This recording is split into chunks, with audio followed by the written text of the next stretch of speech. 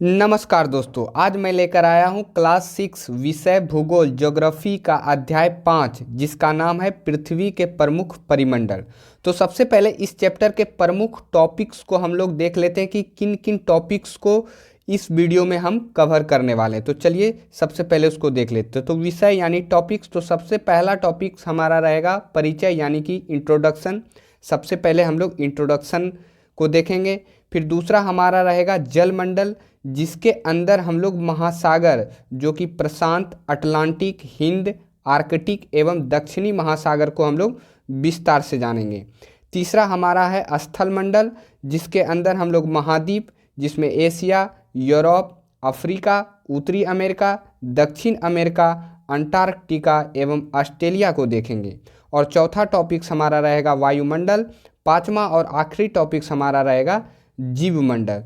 तो चलिए फिर तो सबसे पहला टॉपिक जो हमारा है वो परिचय यानी कि इंट्रोडक्शन। तो सबसे पहले हम लोग इंट्रोडक्शन को देखेंगे। मैंने आपको क्लास 6 की एनसीईआरटी में अध्याय 1 में सौरमंडल के पृथ्वी में आप लोगों को बताया था कि पृथ्वी ही एक ऐसा ग्रह है जहां जीवन संभव है, यानी कि यहाँ जीवन जीने के लिए जो जरूरी चीज़ चाहिए जैसे कि भूमि, जल तथा हवा, ये सारी चीज़ें यहाँ पृथ्वी पे क्या है, मौजूद है। तो ये जो चैप्टर का नाम है वो है पृथ्वी के प्रमुख परिमंडल। इसलिए हम लोग जानते हैं कि जीवन संभव पृथ्वी पे है, तो इसलिए हम लोग पृथ्वी के परिमंडल के बारे में जानेंगे। तो यहाँ सबसे पहले हम लोग परिमंडल का अर्थ समझ लेते हैं कि आखिर परिमंडल का अर्थ क्या होता है।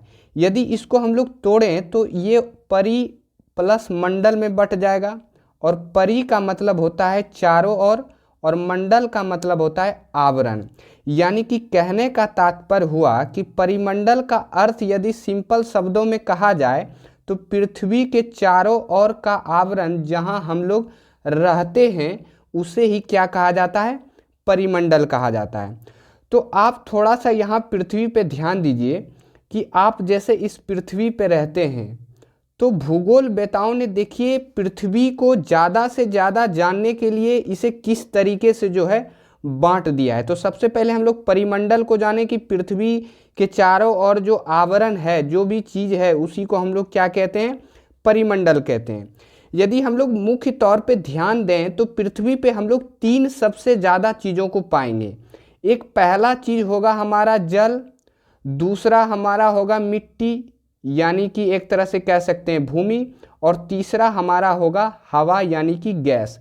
यदि नीचे से देखा जाए तो नीचे आप पृथ्वी के नीचे आप पानी पाएंगे, फिर उसके ऊपर आते हैं तो आप भूमि पाएंगे यानी कि मिट्टी को पाएंगे, और फिर उसके ऊपर आएंगे तो आप हवा यानी कि गैस को पाएंगे। तो भूगोलवेताओं ने पृथ्वी के परिमंडल को अच्छी तरीके से जानने के लिए इसे 3 प्रमुख मंडलों में बांट दिया है। जैसे जल वाले पूरे एरिया को, आवरण को भूगोलवेताओं ने जलमंडल कहा है, और इस जलमंडल को भी और अच्छे तरीके से जानने के लिए इसे महासागरों में बांट दिया है, जो कि 5 महासागर है। और अगले पेज पे हम लोग इस महासागर के बारे में विस्तार से जानेंगे। दूसरा जो भूमि वाला हिस्सा है उसे स्थल मंडल में भूगोलवेताओं ने बांट दिया, यानी कि इसका नाम जो दिया है वो स्थल मंडल दिया है। और इस स्थल मंडल को भी अच्छे तरीके से जानने के लिए भूगोलवेताओं ने इस स्थल मंडल वाले आवरण को इसे महाद्वीपों में बांट दिया है, जो कि कुल 7 महाद्वीप है, जिसको मैं आगे बताने वाला हूँ। और तीसरा जो गैस वाला हिस्सा है यानी कि वायु वाला हिस्सा है उसे वायुमंडल कहा जाता है, और इस वायुमंडल को 5 परतों में बांट दिया है, जो कि श्रोभ मंडल, समताप मंडल, मध्य मंडल, आयन मंडल और बहिर्मंडल है। इन तीनों को जानने के बाद हम लोग पृथ्वी के प्रमुख परिमंडल के बारे में काफ़ी जानकारियां जो है हमें प्राप्त हो जाएंगी। यानी कि आप शायद समझ रहे होंगे कि मैं क्या बताना चाह रहा हूँ। मैं थोड़ा सा आपको पीछे से कनेक्ट करना चाहता हूँ। अब अगले पेज पे हम लोग एक एक करके इन मंडलों के बारे में जानेंगे, जिसमें सबसे पहले हम लोग जल मंडल के बारे में जानेंगे। तो शायद आप लोग समझ। तो अब हमारा है जल मंडल, यानी पृथ्वी के बहुत बड़े भाग पर जल पाया जाता है, जिसे जलमंडल कहते हैं। यानी कि ये जो पृथ्वी है हमारा, इसके बहुत बड़े भाग पर जो है जल पाया जाता है और उस पूरे जल वाले भाग को हम लोग क्या कहते हैं, जलमंडल कहते हैं।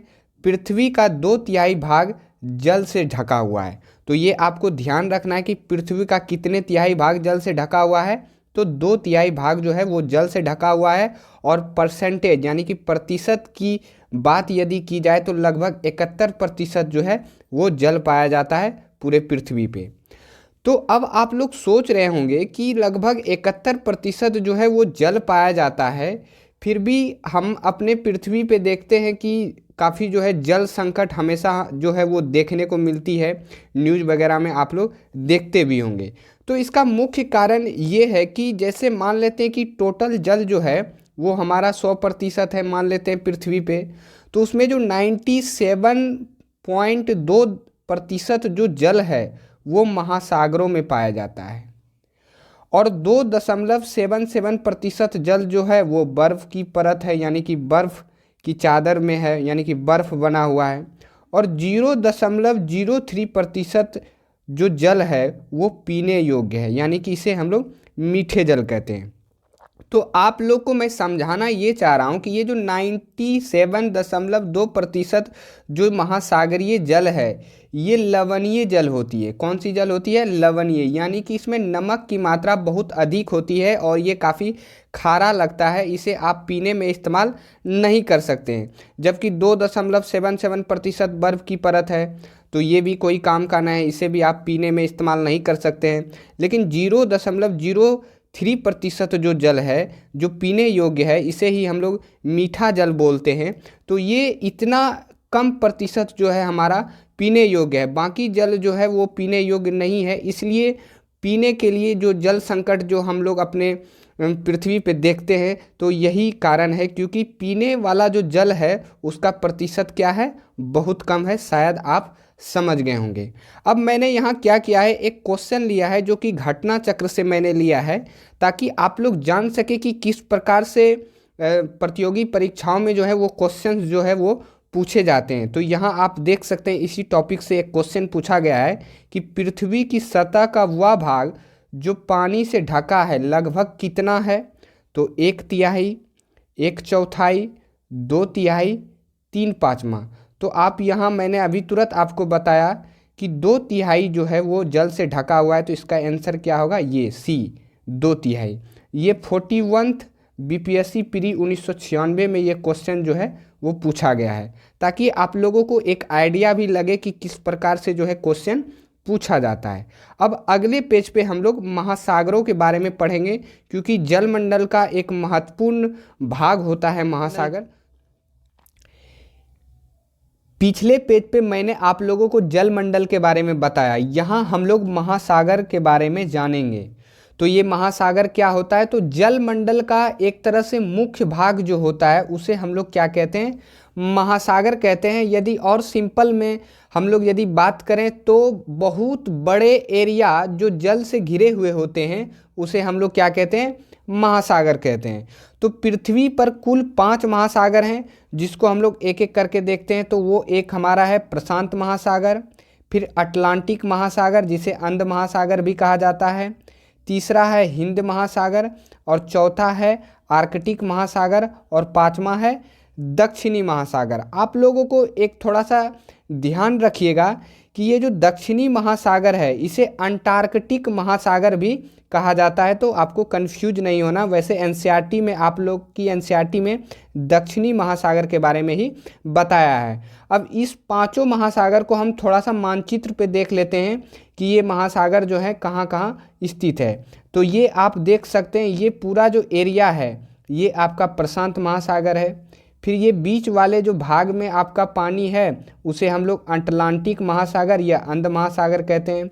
फिर आप अपने भारत के नीचे देखिएगा मानचित्र में तो ये आपको मिलेगा हिंद महासागर, और फिर यहाँ ऊपर देखिएगा तो आपको मिलेगा आर्कटिक महासागर, और फिर इधर आप नीचे देखिएगा तो दक्षिणी महासागर जिसे अंटार्कटिक महासागर भी कहा जाता है। तो ये आपको ध्यान में रखना है।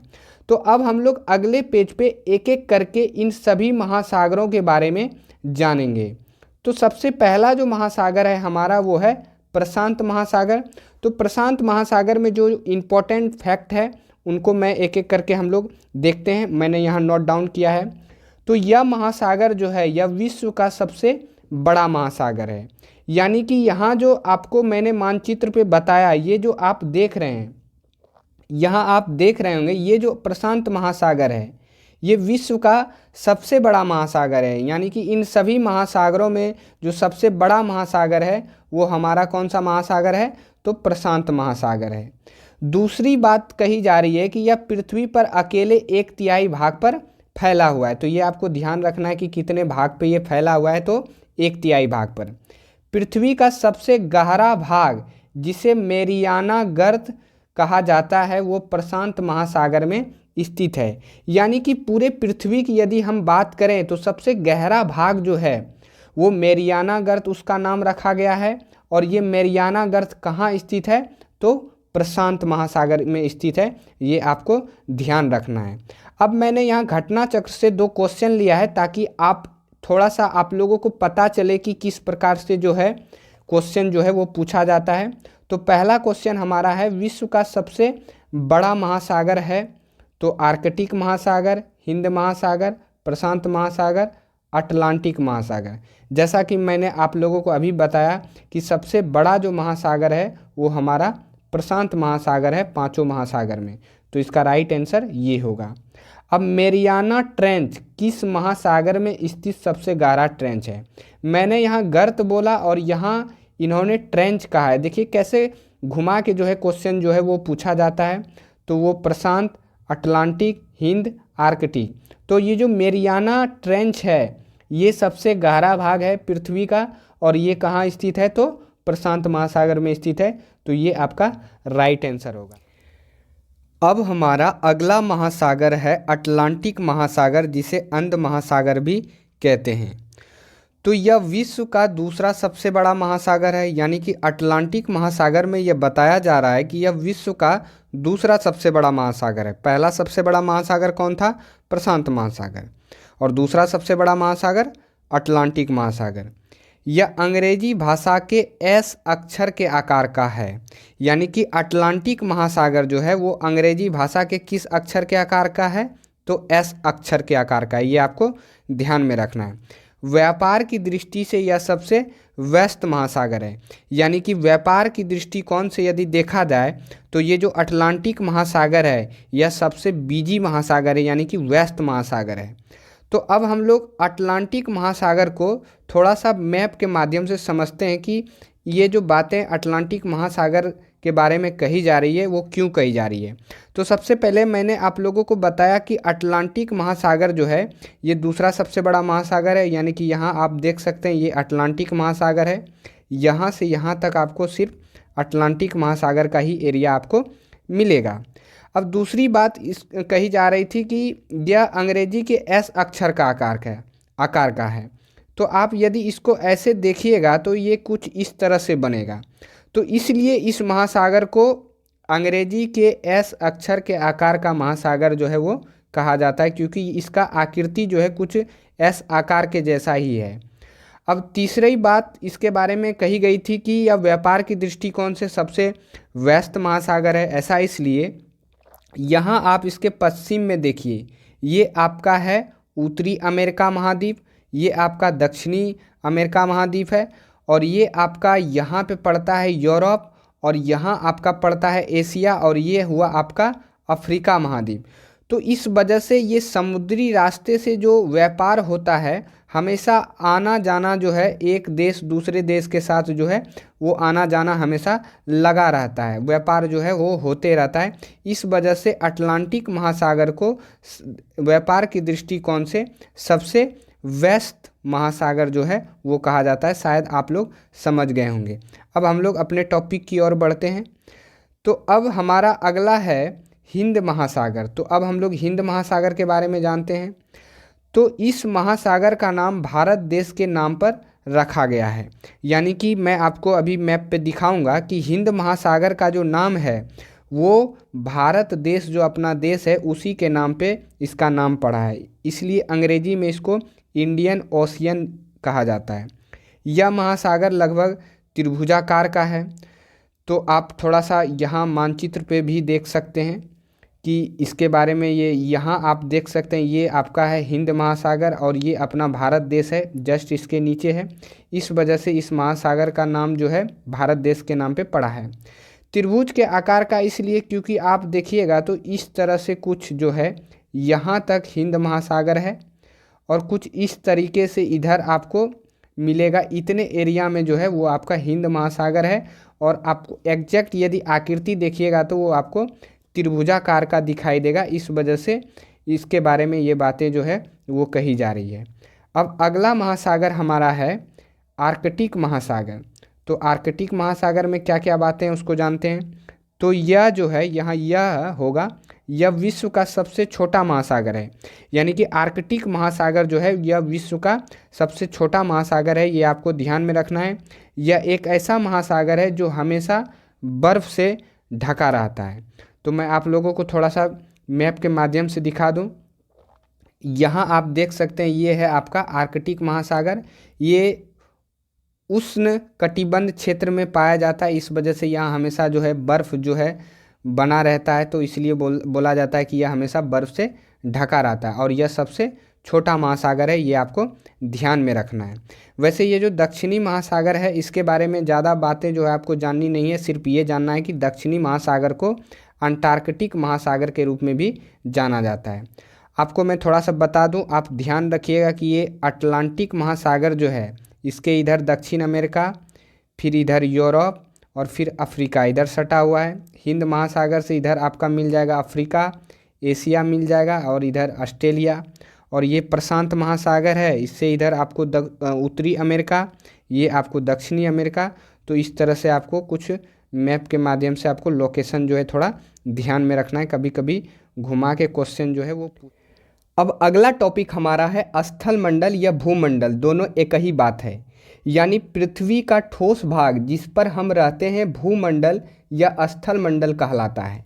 यानी कि जिस पृथ्वी पे हम सभी लोग रहते हैं, ठोस भाग पे जो रहते हैं उसी को क्या कहा जाता है, भूमंडल कहा जाता है। अब भूमंडल जो है उसे महाद्वीप में जो है कि एक तरह से बांटा गया है। यानी कि एक तरह से कह सकते हैं कि स्थल मंडल का जो मुख्य भाग होता है वो महाद्वीप होता है। और ये महाद्वीप जो है ये कुल 7 प्रमुख महाद्वीप हैं, जिसको मैं एक एक करके बता रहा हूँ। जैसे पहला एशिया है, फिर अफ्रीका, फिर उत्तरी अमेरिका, दक्षिणी अमेरिका, अंटार्कटिका, यूरोप, ऑस्ट्रेलिया, इसे ओशिनिया भी कहा जाता है। तो मैंने यहाँ क्या किया है कि यहाँ एक सीक्वेंस से मैंने महाद्वीपों को सजा के आप लोगों के सामने प्रस्तुत किया है, ताकि आप लोग ध्यान रखें। यहाँ मैंने सबसे बड़ा, फिर उससे छोटा, फिर उससे छोटा, इस तरीके से सजाया है। तो पृथ्वी पर 7 प्रमुख महाद्वीप हैं। यानी कि आपसे एग्जाम में यदि पूछा जाए कि कुल कितने कॉन्टिनेंट हैं, तो आपको ध्यान रखना है कि कुल 7 महाद्वीप हैं। अब मैं आप लोगों को थोड़ा सा लोकेशन में बता देता हूँ कि ये 7 महाद्वीप जो है वो कहाँ कहाँ है। तो आप सबसे पहले यहाँ मैप में देख सकते हैं, ये विश्व मानचित्र है। यहाँ आप देख सकते हैं ये हमारा एशिया महाद्वीप है, फिर ये हमारा यूरोप महाद्वीप है, फिर हमारा अफ्रीका है, फिर हमारा उत्तरी अमेरिका है, फिर हमारा दक्षिणी अमेरिका है, फिर हमारा ऑस्ट्रेलिया है और फिर हमारा अंटार्कटिका है। आप शायद विश्व मानचित्र को देखते होंगे तो इन सभी नामों से आप परिचित होंगे। तो ये कुल जो है वो 7 महाद्वीप हैं। तो अब हम लोग सबसे पहले एशिया महाद्वीप के बारे में जानेंगे। तो विश्व का सबसे बड़ा महाद्वीप है, यानी कि एशिया महाद्वीप जो है वो क्षेत्रफल की दृष्टिकोण से यदि देखा जाए तो विश्व का ये सबसे बड़ा महाद्वीप है। ये आपको ध्यान रखना है। आप वैसे यहाँ देख भी सकते हैं ये क्षेत्रफल में कितना बड़ा है, इतना बड़ा है। यानी कि सभी महाद्वीपों में एशिया जो है वो सबसे बड़ा महाद्वीप है। यह पृथ्वी के कुल क्षेत्रफल के 1/3 भाग में फैला है।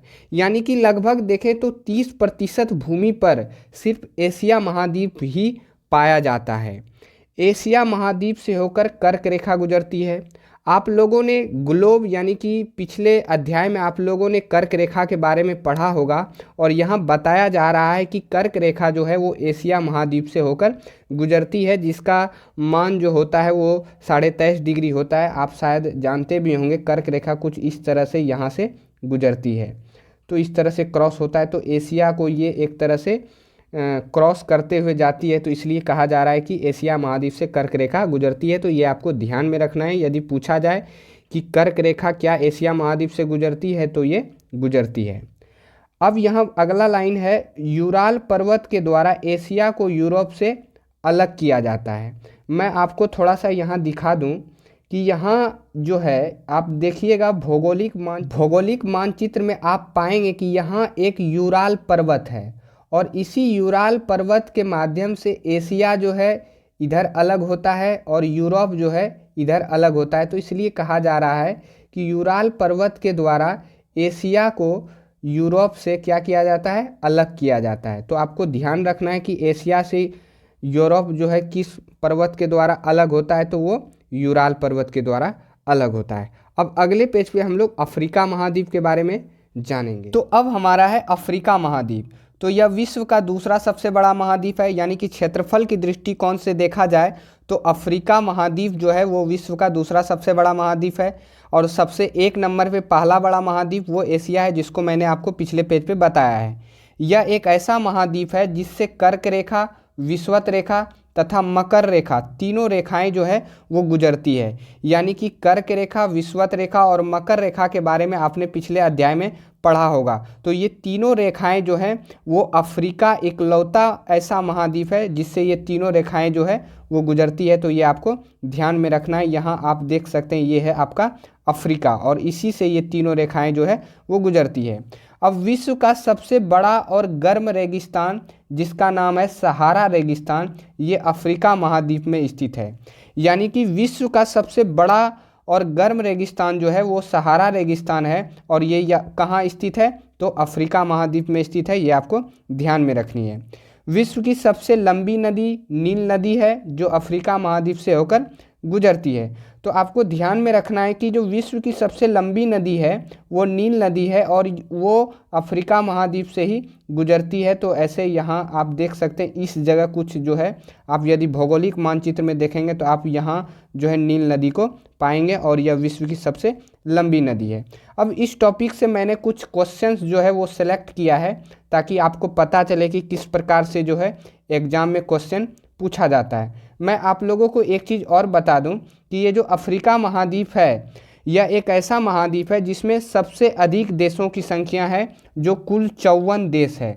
यानी कि अफ्रीका महाद्वीप में जितने देश हैं उतना देश किसी भी महाद्वीप में नहीं है। तो ये आपको बातें ध्यान में रखनी है। अब हम लोग कुछ क्वेश्चंस को देख लेते हैं। तो पहला क्वेश्चन हमारा है, निम्नलिखित में से कौन महाद्वीप क्षेत्रफल के अनुसार सबसे बड़ा है? तो यूरोप, अफ्रीका, एशिया, उत्तरी अमेरिका। तो मैंने आपको पिछले पेज पे बताया था कि सबसे बड़ा जो महाद्वीप है क्षेत्रफल की दृष्टिकोण से वो हमारा एशिया है और दूसरे नंबर पे कौन है, तो वो अफ्रीका है। तो यहाँ जो आंसर होगा वो हमारा होगा एशिया। अब निम्न में से किस महाद्वीप में सबसे अधिक देश है, जिसको मैंने अभी आपको बताया कि सबसे अधिक जो देश है वो अफ्रीका महाद्वीप में है। तो आपको ये आंसर होगा। और दूसरा जो महाद्वीप है वो हमारा एशिया है, जिसमें जो है कि इसके बाद जो है सबसे अधिक देशों की संख्या जो है वो एशिया में है। ये देखिए 66 बीपीएससी प्री 2020 में ये क्वेश्चन जो है वो पूछा गया था। अब अगला क्वेश्चन हमारा है, विश्व की सबसे लंबी नदी है आमूर, गंगा, अमेजन, नील। तो मैंने आपको अभी बताया कि विश्व की सबसे लंबी नदी नील नदी है और यह किस महाद्वीप में है, तो ये अफ्रीका महाद्वीप में है। तो आप यहाँ से एक थोड़ा सा आइडिया लगा सकते हैं कि किस प्रकार से जो है क्वेश्चंस एग्जामों में पूछा जाता है। अब हमारा है उत्तरी अमेरिका, यानी यह विश्व का तीसरा सबसे बड़ा महाद्वीप है। यानी कि उत्तरी अमेरिका के बारे में जो आपको ध्यान रखना है वो ये रखना है कि यह तीसरा सबसे बड़ा महाद्वीप है।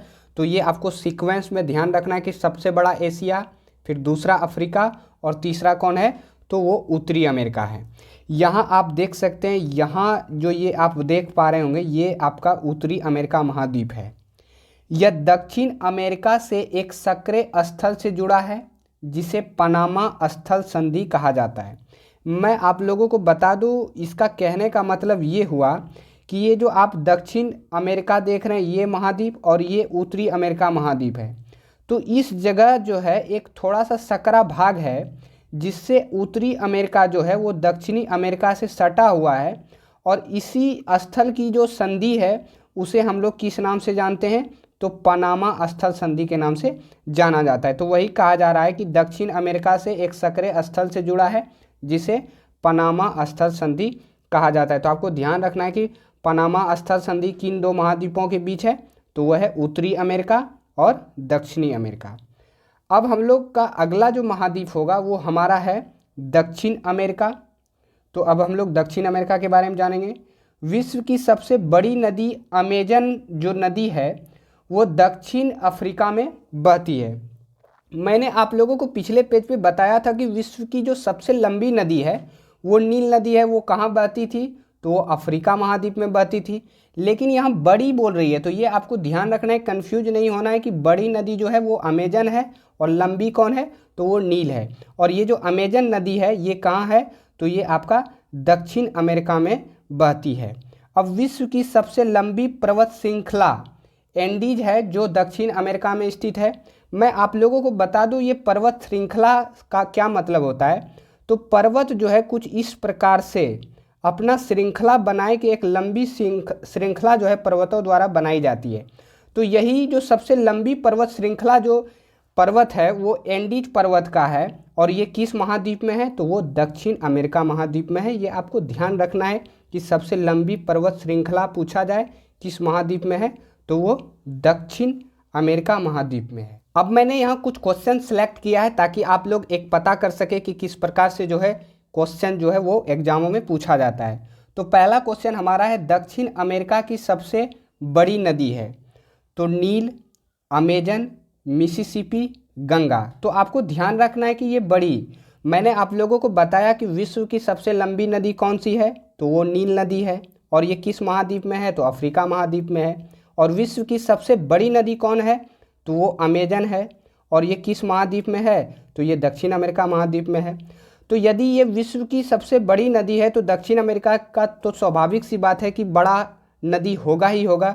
तो यहाँ जो इसका राइट आंसर वो होगा अमेजन, यानी कि ये बी राइट आंसर होगा। अब दूसरा क्वेश्चन है विश्व की सर्वाधिक लंबी पर्वत श्रृंखला, तो हिमालय, एंडीज, रॉकी, यूराल। तो मैंने आप लोगों को अभी बताया कि एंडीज जो है वो सर्वाधिक लंबी पर्वत श्रृंखला है जो कि कहाँ है, तो वो दक्षिण अमेरिका में है, ये आपको। अब अगला महाद्वीप हमारा है यूरोप। तो अब हम लोग यूरोप को देखेंगे। तो आपको मैं यहाँ बताने से पहले आप लोगों को यूरोप को मैं मैप पे दिखा देना चाहता हूँ कि यूरोप कहाँ है। तो आप देख सकते हैं यूरोप महाद्वीप जो है वो यहाँ है, और इसका एरिया कुछ इस तरह से इतना जो है घिरा हुआ है।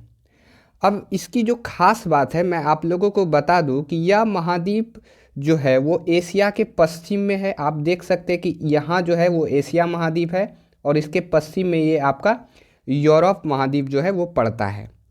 आप लोगों ने पिछले अध्याय में पढ़ा होगा कटिबंध के बारे में, जिसमें आप लोगों ने पढ़ा होगा कि पृथ्वी के बीचों बीच एक रेखा खींची गई है जो कि हमारा है विषुवत रेखा, और उसके ऊपर एक रेखा खींची गई है उसका नाम है कर्क रेखा जिसका मान 23.5 डिग्री है, और उसके जस्ट ऊपर समानांतर एक और रेखा होगी जिसका नाम है आर्कटिक रेखा जिसका मान होता है 66.5 डिग्री। तो ये जो आर्कटिक रेखा है जिसका मान 66.5 डिग्री है ये यूरोप महाद्वीप से होकर गुजरती है। तो ये आपको ध्यान में रखना है कि कौन सी रेखा यूरोप महाद्वीप से होकर गुजरती है, तो वो आर्कटिक रेखा है। मैं आप लोगों को एक चीज़ और बता दूं कि ये जो यूरोप महाद्वीप है ये 3 तरफ से जल से घिरा हुआ है। जैसा कि आप यहाँ देख सकते हैं, इस जगह हमारा अंध महासागर है, फिर इस जगह आप देखिएगा तो एक महासागर है, और इस जगह भी जो है वो पानी है और एक महासागर है, और इधर से ये थोड़ा सा भूमि से सटा हुआ है। तो इसलिए यूरोप एक ऐसा महाद्वीप है जो 3 तरफ से जल से घिरा हुआ है। तो ये आपको पॉइंट जो है वो ध्यान में रखना है। वैसे अब जो इसके बारे में इम्पोर्टेंट बातें हैं वो मैं आप लोगों को बता दूं कि यूरोप इस महाद्वीप की सबसे लंबी नदी जो है वो वोल्गा है। तो आपको ध्यान रखना है कि यूरोप महाद्वीप की जो सबसे लंबी नदी है वो कौन सी नदी है, तो वोल्गा नदी है। और इस महाद्वीप के संपूर्ण क्षेत्रफल का मैदानी भाग का प्रतिशत सर्वाधिक है। यानी कि यूरोप महाद्वीप एक ऐसा महाद्वीप है, यदि पूरे यूरोप महाद्वीप का यदि क्षेत्रफल हम लोग देखें तो यहाँ सबसे ज़्यादा प्रतिशत जो है वो मैदानी भाग है। मैदानी भाग आप शायद समझ रहे होंगे, जो समतल होता है, जो मिट्टी वाला एरिया होता है, उसी को हम लोग क्या बोलते हैं, मैदानी भाग बोलते हैं। तो ये सिर्फ यूरोप महाद्वीप में इसके क्षेत्रफल से अधिक जो है वो मैदानी भाग पाया जाता है। अब अगला महाद्वीप जो हमारा है वो है ऑस्ट्रेलिया। तो हम लोग ऑस्ट्रेलिया को देखेंगे, जिसे ओशिनिया भी कहा जाता है।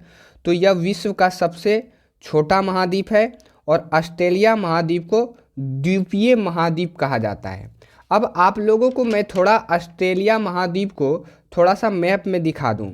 यहाँ आप देख सकते हैं, ये आपका ऑस्ट्रेलिया महाद्वीप है और ये विश्व का सबसे छोटा महाद्वीप है। यानी कि सातों महाद्वीप में यदि बात करें तो सबसे छोटा कौन है, ऑस्ट्रेलिया, और सबसे बड़ा कौन है, तो वो एशिया है। अब इसे द्वीपीय महाद्वीप इसलिए कहा जाता है क्योंकि ये जो महाद्वीप है ऑस्ट्रेलिया महाद्वीप, ये चारों तरफ से महासागरों और समुद्रों से घिरा हुआ है। इधर देखिएगा तो आपको महासागर मिलेगा, इधर समुद्र मिलेगा। तो इस वजह से इसे द्वीपीय महाद्वीप के नाम से भी जाना जाता है, ये आपको ध्यान रखनी है। अब अगला जो महाद्वीप है हमारा वो है अंटार्कटिका। तो मैं आप लोगों को बता दूं कि यह एक ऐसा महाद्वीप है जहां हमेशा जो है बर्फ़ जमा रहता है। मैं आपको अभी बताऊंगा कि क्यों जमा रहता है। यहाँ स्थानीय मानव निवास नहीं करता, यानी कि इस महाद्वीप पे कोई भी स्थानीय मानव जो है वो रहना नहीं होता है, क्योंकि यहाँ हमेशा बर्फ़ जो बना रहता है। तो इस वजह से यहाँ अस्थाई निवास जो है वो नहीं होता है। हाँ, यहाँ बहुत से देशों का शोध केंद्र स्थित है, जिसमें हमारे भारत का 2 शोध केंद्र है, जिसका नाम है मैत्री तथा दक्षिण गंगोत्री। साइंटिस्ट वगैरह यहाँ रहते हैं, अपना रिसर्च वगैरह करते रहते हैं बैठ के, कोई डिस्टर्बेंस उसको यहाँ नहीं होता है। तो यहाँ आप देख सकते हैं, ये आपका अंटार्कटिका महाद्वीप है और आप देख सकते हैं ये पूरा एरिया जो है बर्फ़ की चादर से बना हुआ है। यानी कि बर्फ़ से एक तरह से आपको सिर्फ बर्फ़ ही बर्फ़ मिलेगा। इसलिए ये अंटार्कटिका महाद्वीप पे कोई भी अस्थायी मानव निवास जो है नहीं करता है। और यहाँ जो है बहुत सारे शोध केंद्र हैं बहुत से देशों के, जिसमें अपने भारत का भी 2 शोध केंद्र है, जिसका क्या नाम है, एक का नाम है मैत्री और दूसरे का क्या नाम है, दक्षिण गंगोत्री। तो ये आपको ध्यान में रखना है। अब मैंने इसी टॉपिक से कुछ क्वेश्चन जो है वो सिलेक्ट किए हैं, ताकि आपको एक आइडिया लगे कि किस प्रकार से क्वेश्चन जो है वो पूछा जाता है। तो निम्न में से सबसे छोटा महाद्वीप कौन है? तो अंटार्कटिका, एशिया, यूरोप, ऑस्ट्रेलिया। तो मैंने आप लोगों को अभी बताया कि सबसे छोटा महाद्वीप कौन है, तो वो ऑस्ट्रेलिया है। तो ये आपको ध्यान में रखना है। अब दूसरा क्वेश्चन है, नीचे दिए गए कूट से अधोलिखित महाद्वीपों को क्षेत्रफल के अनुसार सही अवरोही क्रम में चुनिए। ये क्वेश्चन यूपीपीसीएस मेंस 2015 में पूछा गया क्वेश्चन है। यानी कि यहाँ बोल रहा है कि ये जो महाद्वीप यहाँ आपको दिए गए हैं, इसको आपको अवरोही क्रम में सजाना है। यानी कि एक तरह से घटते क्रम में आपको सजाना है, बड़ा से छोटा में। तो सबसे बड़ा जो महाद्वीप है वो हमारा एशिया है। तो एशिया तो यहाँ इसमें दिख नहीं रहा है।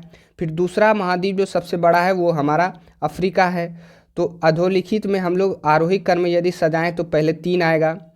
फिर हमारा उत्तरी अमेरिका तो है नहीं, तो दक्षिण अमेरिका फिर दूसरा बड़ा महाद्वीप होगा, तो फिर 3 4। और फिर हमारा है यूरोप, तो फिर आएगा 1। और फिर सबसे छोटा कौन है, तो ऑस्ट्रेलिया, तो ये लास्ट में आएगा। यानी कि कूट में बात करें तो 1 2 3 4 ये गलत होगा, 4 1 3 2 ये गलत होगा, 2 1 4 3 ये भी गलत होगा, 3 4 1 2 ये मिल रहा है, तो ये आपका राइट आंसर होगा। तो इस तरह से क्वेश्चन जो है पूछा जाता है, आपको ध्यान में रखना है। अगला क्वेश्चन है, यूरोप की सबसे लंबी नदी है? तो राइन, रॉन, वोल्गा, गंगा। तो मैंने आपको अभी बताया कि यूरोप की सबसे लंबी नदी कौन सी है, तो वो वोल्गा है। ये एसएससी 2013 में क्वेश्चन पूछा गया था। अगला क्वेश्चन है, निम्नलिखित में से किस एक महाद्वीप में उसके संपूर्ण क्षेत्रफल में मैदानी भाग का प्रतिशत सर्वाधिक है? तो एशिया, यूरोप, उत्तरी अमेरिका, अफ्रीका। तो मैंने आप लोगों को बताया कि उसके एक जो यूरोप हमारा महाद्वीप है, इसके संपूर्ण क्षेत्रफल का इसमें मैदानी भाग का जो प्रतिशत है वो सर्वाधिक है, यानी कि सबसे अधिक है। तो ये आपका राइट आंसर होगा। अब हम लोग वायुमंडल की ओर चलते हैं, जो अगला टॉपिक है हमारा। तो सबसे पहले वायुमंडल का अर्थ समझ लेते हैं हम लोग। तो वायु का मतलब होता है हवा और मंडल का मतलब होता है चारों ओर। यानी कि आप अपने पृथ्वी पे जो हवा को चारों ओर देखते हैं उसी को हम लोग क्या कहते हैं, वायुमंडल कहते हैं। यदि परिभाषा देखें तो यदि परिभाषा की बात करें तो हमारी पृथ्वी चारों ओर से गैस की एक आवरण से घिरी हुई है जिसे वायुमंडल कहते हैं। तो आप शायद वायुमंडल को समझ लिए होंगे। अब जो ये हमारा वायुमंडल है ये एक तरह से गैसों का मिश्रण है। तो इसमें जो सबसे प्रमुख गैस है सबसे अधिक मात्रा में वो हमारा नाइट्रोजन है, जो कि कितना है 78%। फिर दूसरा जो सबसे अधिक मात्रा में पाई जाने वाली गैस है वो हमारा ऑक्सीजन है, जो कितना है तो 21% है। इसके अलावा तीसरी जो सबसे बड़ी गैस है वो है कार्बन डाइऑक्साइड, जो कि 0.03% है। इसके अलावे आर्गन गैस है, यानी कि इसका जो ये परसेंटेज में देखें तो 0.93% ये गैस है। इसके अलावा अन्य गैस भी हैं जैसे कि हीलियम, ओजोन, बहुत सारी गैसें हैं। जो अन्य गैसों में आएगा तो ये हमारा 0.04% ये अन्य गैस पाए जाते हैं हमारे वायुमंडल में। तो ये आपको परसेंटेज जो है वो ध्यान में रखना है। डायरेक्ट आपके एग्जाम में ये पूछ लिया जाता है कि सबसे अधिक मात्रा में पाई जाने वाली गैस कौन सी है, तो वो नाइट्रोजन है। कितना, तो 78%। तो इसी तरीके से मैंने आपको डाटा भी यहाँ बता दिया है, तो ये आपको ध्यान में रखना है। वायुमंडल को अच्छी तरीके से जानने के लिए वायुमंडल को 5 परतों में बांटा गया है, जो कि हमारा क्षोभ मंडल है पहला मंडल, फिर समताप मंडल, मध्य मंडल, आयन मंडल, बहिर्मंडल। आप यहाँ थोड़ा सा चित्र पे ध्यान दीजिए। ये अपना पृथ्वी है और पृथ्वी से जैसे ही आप ऊपर जाएंगे तो सबसे पहले आप क्षोभ मंडल को पाएंगे, फिर आगे बढ़ेंगे तो आप समताप मंडल को पाएंगे, और फिर आगे बढ़ेंगे तो मध्य मंडल, और फिर आयन मंडल, और फिर लास्ट में आपका बहिर्मंडल होगा। मैं आप लोगों को इन मंडलों के बारे में थोड़ी सी जानकारी दे दूं कि यहाँ से जैसे ही पृथ्वी से आप 18 किलोमीटर की दूरी से ऊपर जाएंगे तो आप सबसे पहला जो मंडल है हमारा वो क्षोभ मंडल है, आप यहाँ पाएंगे। यहाँ आप देख भी सकते हैं ये जो इतना जो एरिया है ये सारा हमारा क्या है, क्षोभ मंडल है। इस मंडल की खास बात ये है कि मौसम से संबंधित जितनी भी घटनाएं होती हैं जैसे कि वर्षा, बादलों का गरजना, ये सारी घटनाएं क्षोभ मंडल में ही घटित होती है।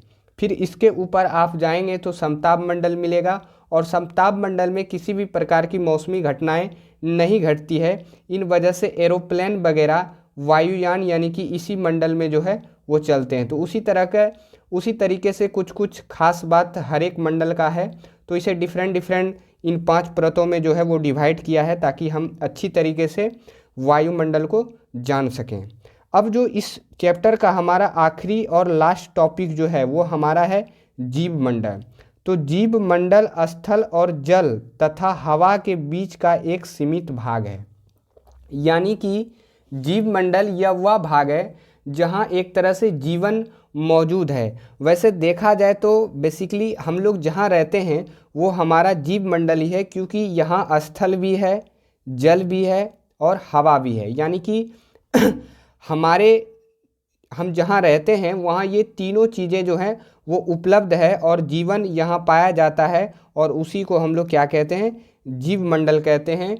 तो ये छोटा सा प्रयास हमारा कैसा लगा आप हमें कमेंट करके ज़रूर बताएं, ताकि मैं आप लोगों के लिए लगातार ऐसे वीडियो जो है वो लाता रहूं। धन्यवाद।